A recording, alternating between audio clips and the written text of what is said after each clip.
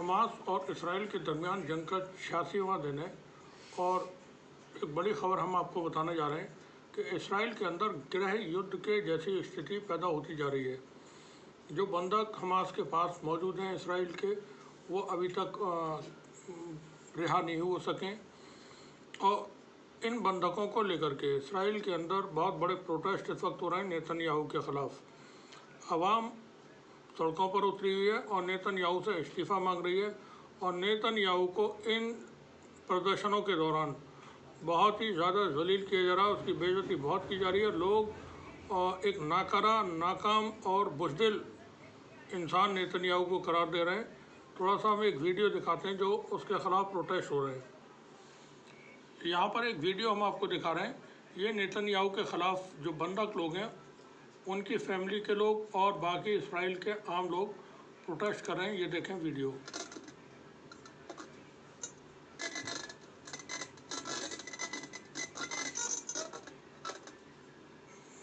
इस तरह के प्रोटेस्ट हर रोज़ हो रहे हैं इसराइल में और लोग अपने पीठ पर जो बंधक हैं उनके पुतले बांध करके घरों से निकल रहे हैं और नेतन्याहू के ख़िलाफ़ आवाज़ उठा रहे हैं। नेतन्याहू से कह रहे हैं कि तुम इस्तीफ़ा दो, तुम किसी भी तरह से इसराइल का प्रधानमंत्री रहने के लायक नहीं हो, तुमने देश की सुरक्षा के साथ खिलवाड़ किया है और तुम्हारी वजह से ये हमले हो रहे हैं।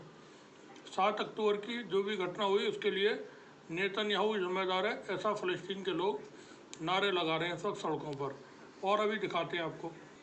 यहाँ पर एक तस्वीर आप देखें। इस तस्वीर में जो एक महिला हॉस्टेज थी वो इस वक्त रिहा हो चुकी है। तो वो यहाँ प्रोटेस्ट में जो मार्च हुआ है नेतन्याहू के ख़िलाफ़, वो भी शामिल है और वो डिमांड कर रही है कि लोगों को जो बंधक हैं उनको रिहा किया जाए। नेतन्याहू के ख़िलाफ़ ये जो प्रदर्शन हो रहा है ये तेल अवीव में हो रहा है, जो इसराइल की राजधानी है। यहाँ भी लोग डिमांड कर रहे हैं नेतन्याहू को कि तुम इस्तीफ़ा दो और तुम अब मुल्क में प्रधानमंत्री रहने के लायक नहीं हो, तुम्हारी वजह से लोग असुरक्षित हैं और तुम जो हमसे टैक्स का पैसा लेते हो उसको तुम बर्बाद करते हो। पुलिस के साथ भी झड़पें होती हैं और ये प्रदर्शन हर रोज़ हो रहे हैं। अब यहाँ पर नेतन्याहू की गवर्नमेंट के सामने एक बड़ी चुनौती ये है कि जंग की वजह से जो जंग चल रही है इस वक्त हमास के साथ इसराइल की, उसकी वजह से तमाम कारोबार, फैक्ट्रियाँ वो सब बंद हो रही हैं, बंद पड़ी हुई हैं, वहाँ काम नहीं चालू हो पा रहे हैं और जिसकी वजह से महंगाई तकरीबन 4 से 5 गुना इसराइल के अंदर बढ़ चुकी है। अब एक तो कारोबार नहीं है, दूसरे चूँकि इसराइल के अंदर हर जो शहरी है वो फ़ौज के साथ ड्यूटी देगा या फ़ौज के लिए कुछ वक्त काम करेगा, ऐसा वहाँ पर कानून है।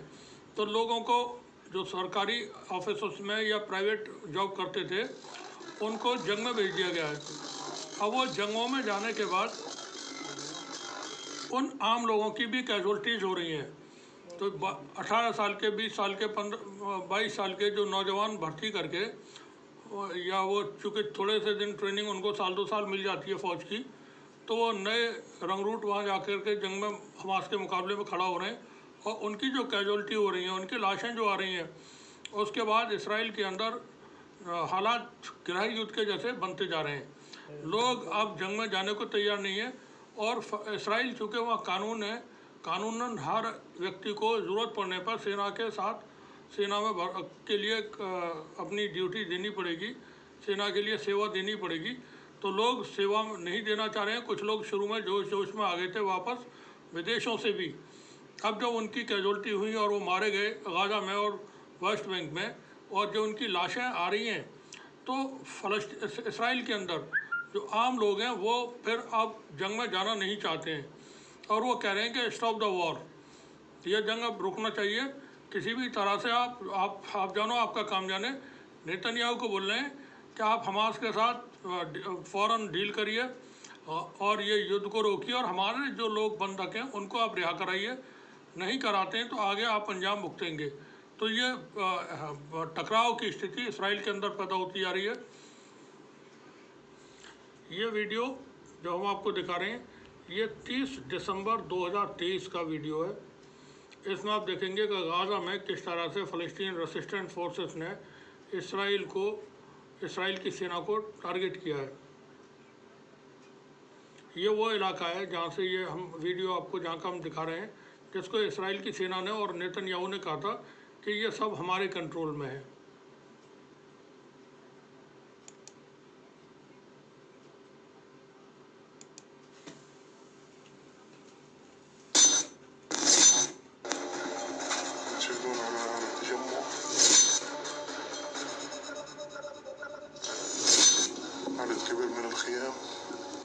ग्राउंड ज़ीरो से ये वीडियो है और आप पूरी कार्रवाई देखें इसराइल के ख़िलाफ़ हमास के और फ़लस्तीन के जो सैनिक हैं वो क्या करते हैं।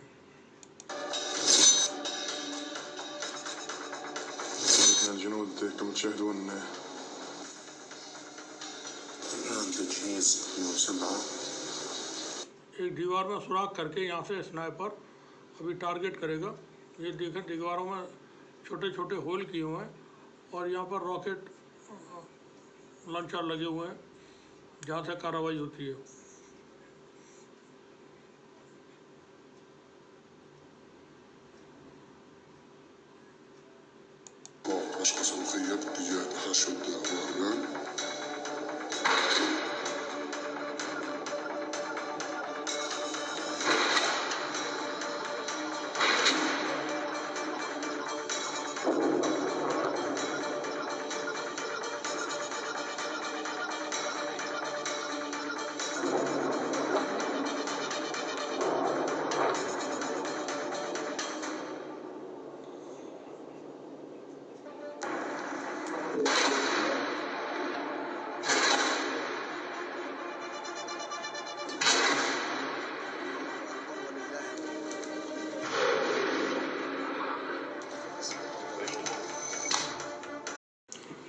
जैसा कि हमने बताया था ये वीडियो 30 दिसंबर 2023 का है, तो आप देखते रहें। इसराइल दावे बहुत करता है और वो बताता है कि हमने पहले ये वीडियो देखते हैं। और الجنود كما تشاهدون الآن تجهيز المسلحة على ضيعة الغربان.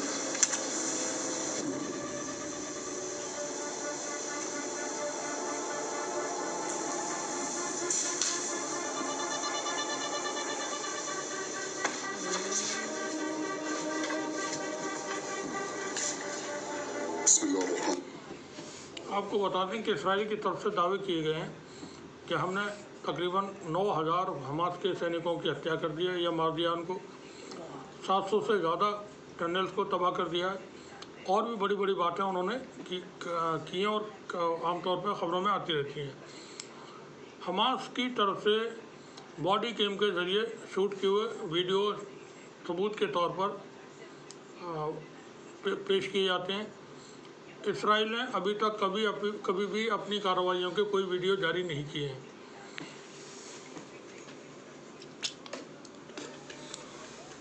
इसराइल के पास चूँकि अभी तक कोई ऐसी बड़ी कामयाबी हासिल नहीं है कि वो लोगों को बता सके कि हमने ऐसा कुछ कामयाबी हासिल की। जो भी उसकी तरफ से दावे किए जाते हैं वो बिल्कुल झूठे, निराधार और अपनी थोड़ी सी इज्जत बचाने के लिए अपने लोगों में वो प्लांट करके ख़बरों को पेश करते हैं ताकि इसराइल के जो लोग हैं वो नेतन्याहू पर और इसराइल की सेना पर यकीन रखें, भरोसा रखें कि हाँ हमारी सेना ठीक ठाक से लड़ रही है, जबकि उनकी पिटाई बहुत ज़्यादा हो रही है। अभी ये वीडियो और देखिए आप।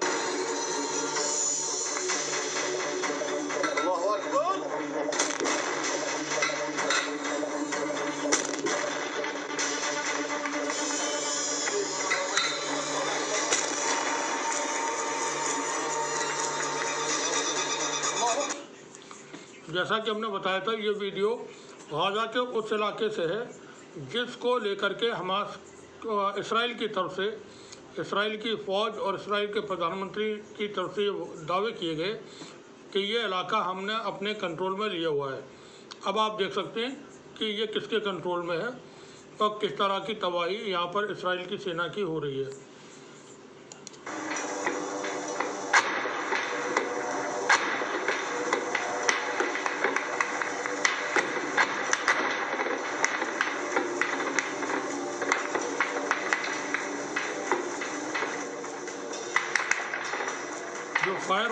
आप आवाज़ सुन रहे होंगे।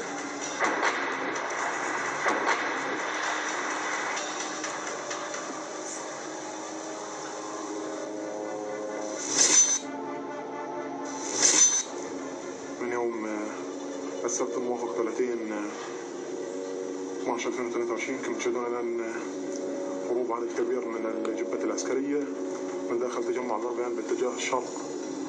كم تشهدون أمامكم بعد استهدافه برشقه. यहाँ से ये इसराइल की सेना भाग रही है, आप देख रहे होंगे उनके वाहन इलाका छोड़ करके भागते हुए। हमास की तरफ से जो कार्रवाई की गई है उसके बाद इसराइल की सेना इस इलाके से भागी है और यहाँ पर उसको काफ़ी नुकसान भी हुआ है।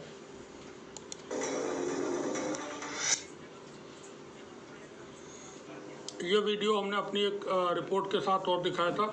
ये हमास ने इसराइल के राजधानी तेल अवीव पर नए साल के मौके पर जो मिसाइल फायर किए हैं उसका वीडियो है, आप देख सकते हैं। बारिश हो रही है इस वक्त, वीडियो में आप देख सकते हैं।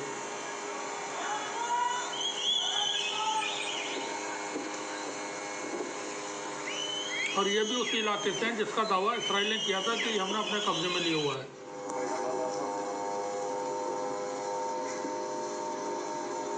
कई सारे रॉकेट तेल अवीव के अंदर जाकर के गिरे हैं जिससे वहाँ भारी नुकसान हुआ है और आग लग गई है। यहाँ पर इस वीडियो में आप देखेंगे फ़लस्तीन के जो सैनिक हैं वो किस तरह से इसराइल की सेना का मुकाबला कर रहे हैं।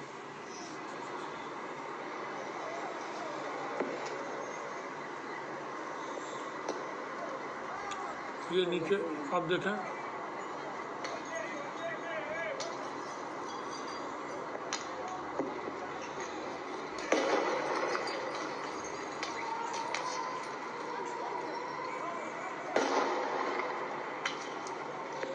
बिल्कुल आमने सामने यहाँ पर गोलियां चलेंगी। वीडियो वेस्ट बैंक से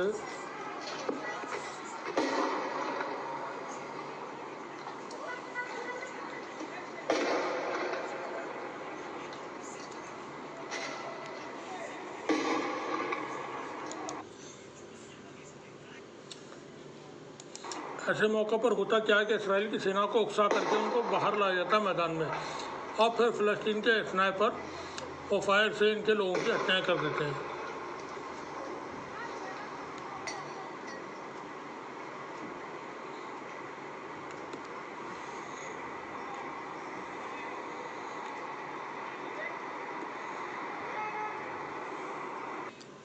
यहाँ वीडियो में आप देखेंगे फ़लस्तीन के जो रेसिस्टेंट फोर्सेस के लोग हैं वो नए साल का जश्न किस तरह से मना रहे हैं।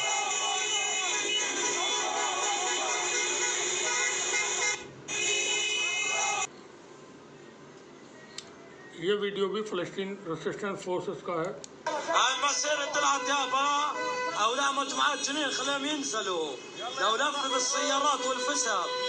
إن شاء الله بكرة راح نعمل مسيرة ضخمة إن شاء الله ربنا ينصرهم لنا بغزة المسيرة طلعت يابا।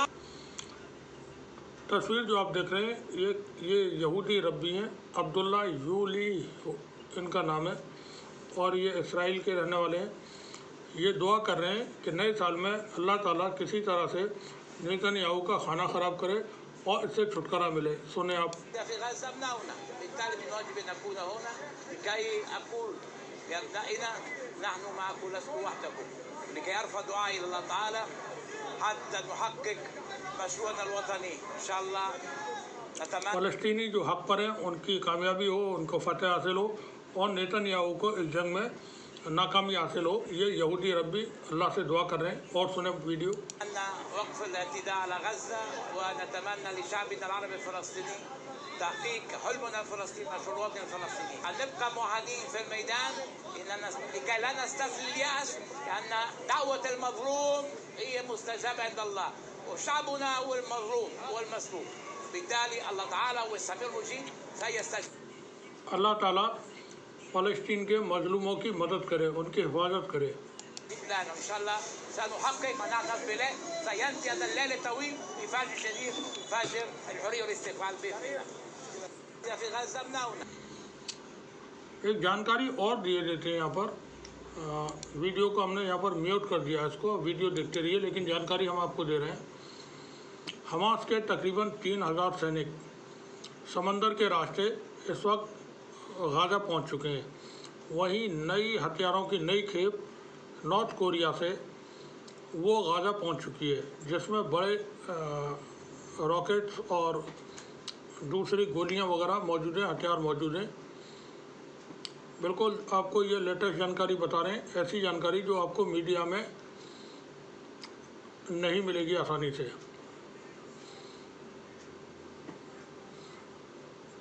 जो हथियार पहुँचे हैं वो नॉर्थ कोरिया से पहुँचे हैं और समंदर के रास्ते पहुँचे हैं। पहले वो हथियार सूडान पहुँचे और सूडान से फिर गाज़ा पहुँचे हैं।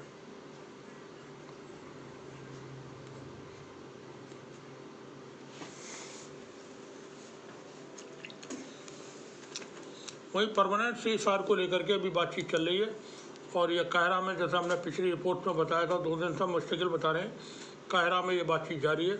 मोसाद के लोग मौजूद हैं, अमेरिका के लोग मौजूद हैं और हमास और फ़लस्तीन इस्लामी जिहाद के लोग वहाँ पर मौजूद हैं, क्योंकि बहुत सारे जो इसराइली बंधक हैं वो फ़लस्तीन जिहाद इस्लामी के पास भी हैं। तकरीबन 87 बंधक फ़लस्तीन जिहाद इस्लामी के पास हैं। अभी चूँकि इसराइल को ठीक से अभी तक नहीं मालूम है उसके कितने सारे बंधक हमास के पास हैं, लेकिन अभी भी हम आपको बता रहे हैं चूँकि 100 के आसपास रिहा हो चुके हैं और 350 के करीब ये अभी बंधक मौजूद हैं, जिनकी रिहाई आइंदा वक्त में होगी। अब की से बहुत तवील बातचीत हो रही है। कतर, सऊदी अरब वहाँ मौजूद हैं, उनके रिप्रेजेंटेटिव्स, और वहाँ पर एक मसौदा ऐसा तैयार हो रहा है जो परमानेंट सीज़फायर हो, क्योंकि इसराइल को अभी, जैसा इसराइल की सेना की तरफ से 2 दिन पहले बयान में कहा गया था कि अभी 2 महीने और लगेंगे हमास से मुकाबला करने के लिए। 2 महीने का मतलब है कि ये जंग मार्च तक पहुँचेगी। तो अगर हमास के साथ इसराइल 2 महीने और मुकाबला करता है तो उसकी जो इकोनॉमी है वो तबाह होगी ही। साथ में कोई गारंटी नहीं है किसी भी तरह की कि इसराइल की सेना हमास को ख़त्म कर देगी या उससे फतह हासिल कर लेगी, क्योंकि हमास के पास अभी पूरी ताकत, ये हम बता दें आपको, पूरी ताकत उसके पास बरकरार है। किसी तरह का कोई ख़ास नुकसान हमास को नहीं है अभी तक। हमास की जो टनल्स हैं उसके बारे में इनको कोई जानकारी नहीं है। 5 मंजिला टनल्स हैं हमास के पास, हमास की ज़मीन के अंदर तकरीबन 300 फीट के नीचे तक वो मौजूद हैं और बहुत बड़े बड़े बेसमेंट मौजूद हैं उसमें, और ये दूसरे देशों में जाकर के खुलती हैं। तो अगर उनके लोगों को जाना आना भी है तो वो दूसरे देशों में जा सकते हैं, इसीलिए हमास का कोई नुकसान नहीं हो रहा है। वो गाज़ा से वेस्ट बैंक में पहुंच सकते हैं, इतनी बड़ी उनकी टनल्स मौजूद हैं।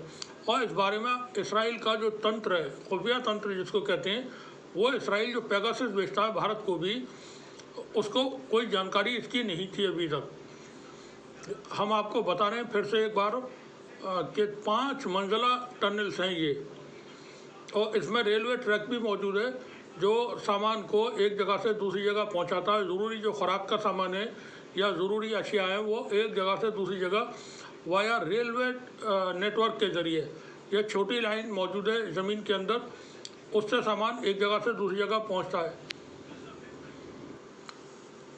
ये वीडियो बिल्कुल लेटेस्ट है, कुछ देर पहले का है, जहां ये और वेस्ट बैंक से है। वेस्ट बैंक में एक चौकी पर, ये चौकी है, चेक पोस्ट है इसराइल का, इस पर फ़लस्तीन के जो सैनिक हैं वेस्ट बैंक में, उन्होंने हमला किया है। आप फायरिंग की आवाज़ सुन सकते हैं यहाँ पर।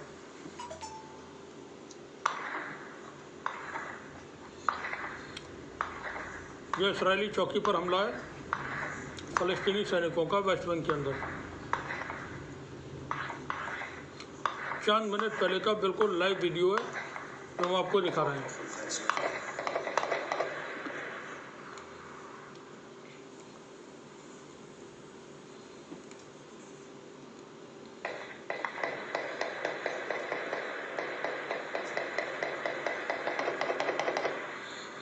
बर्स्ट फायर किए जा रहे हैं।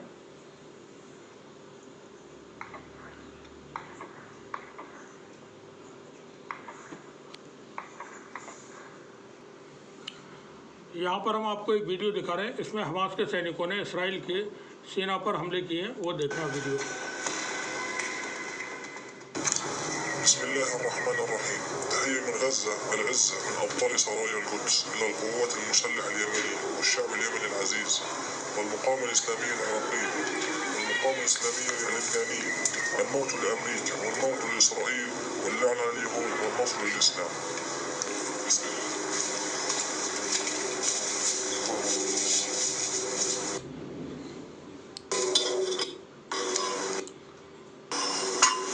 ये रॉकेट फायर किए जा रहे हैं प्लेन के ऊपर।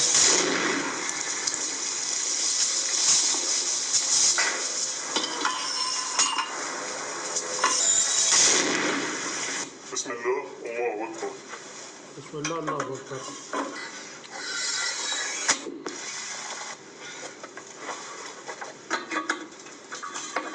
बिस्मिल्लाह अल्लाहु अकबर। बिस्मिल्लाह اللهم سدد يا رب. ما رميت ولكن الله رمى. الله أكبر. الله أكبر.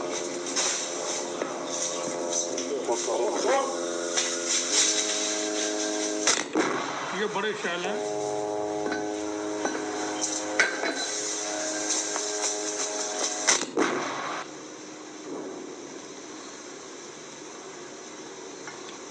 इन रॉकेट्स की कैपेसिटी ज़्यादा है।